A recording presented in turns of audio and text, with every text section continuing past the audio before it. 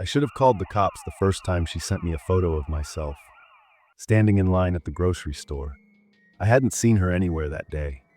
I thought the breakup would be messy, but I didn't think it would turn into a nightmare. Her name was Allison. We were together for 2 years, and I should have ended it sooner.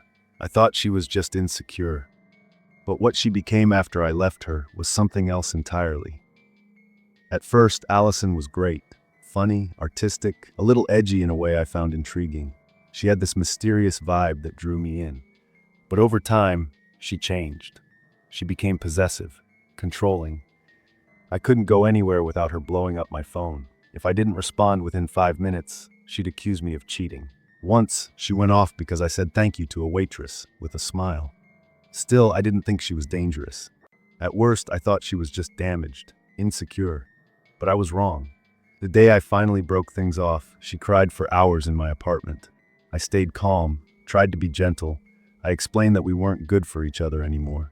She wouldn't stop saying the same thing over and over. You'll regret this. No one will ever love you like I do. It was dramatic, sure, but I chalked it up to heartbreak. I wish I had taken her seriously. A few days after the breakup, the texts began.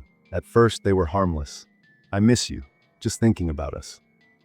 You left your hoodie? Want me to drop it off? I ignored them, thinking space would help.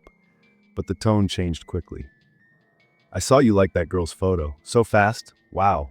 You don't even care, do you? Then came the photos. Not of us, not old memories. Photos of me. One showed me walking to my car, another one standing in line at the grocery store from that same week. I hadn't seen her anywhere. I finally replied, "How are you getting these pictures? Are you following me?" Her reply, "I told you I'd always love you." One night I got home after working overtime. It was around 11 p.m. As soon as I walked into my apartment, something felt off. Nothing was missing, but things weren't how I left them. The dish towel I'd left on the counter was now hanging neatly on the oven handle. The bedroom door, which I always leave open, was half shut, and my closet light, the one I never use, was glowing faintly under the door. I checked the whole place with a kitchen knife in hand. No one. But the air felt heavy, like someone had just been there. I changed the locks the next morning. I didn't call the cops. I still thought maybe I was being paranoid. But deep down, I knew. 2 weeks passed. Silence. No texts, no strange photos, nothing from Allison. Then one night, around 2:30 a.m., I woke up to a tapping sound. It was coming from my bedroom window. I live on the second floor. I froze for a second, then slowly got out of bed and walked toward the window. I couldn't see anything in the dark, so I turned on the porch light outside. And that's when I saw her. Allison was standing on the roof of my neighbor's shed, directly across from my window. Just standing there, staring. Her hands were by her sides, her eyes wide, unblinking. She didn't flinch when the light came on. I said her name through the glass. She just smiled and whispered something I couldn't hear. Then she turned around and vanished into the night. I called the police the next day. They took a report, but said without a restraining order or actual break-in evidence, there wasn't much they could do. I installed 2 cameras, one at the front door, one in the living room. A few nights later, I woke up again. But this time it wasn't tapping. It was a creak, the sound of wooden floorboards shifting, inside.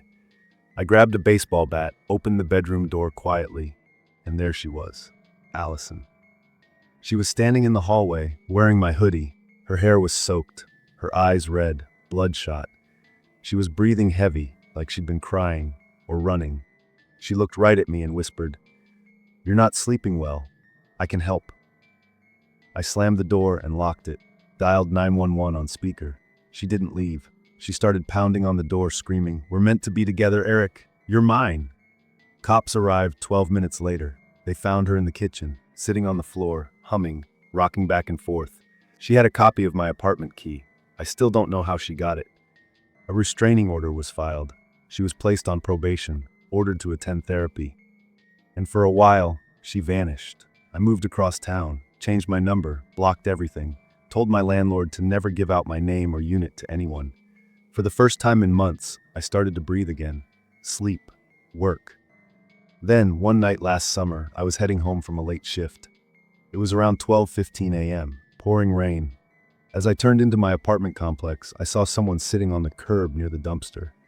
As my headlights passed, they lit up her face. It was Allison. She looked older, tired, drenched in rain, but her eyes followed my car without moving her head. I didn't stop, didn't go home. I drove to a friend's house and stayed there the entire weekend. I never saw her again after that. But I still double-check every lock, every window, every night. Because even now, I don't know how long she was watching me before I ever noticed her.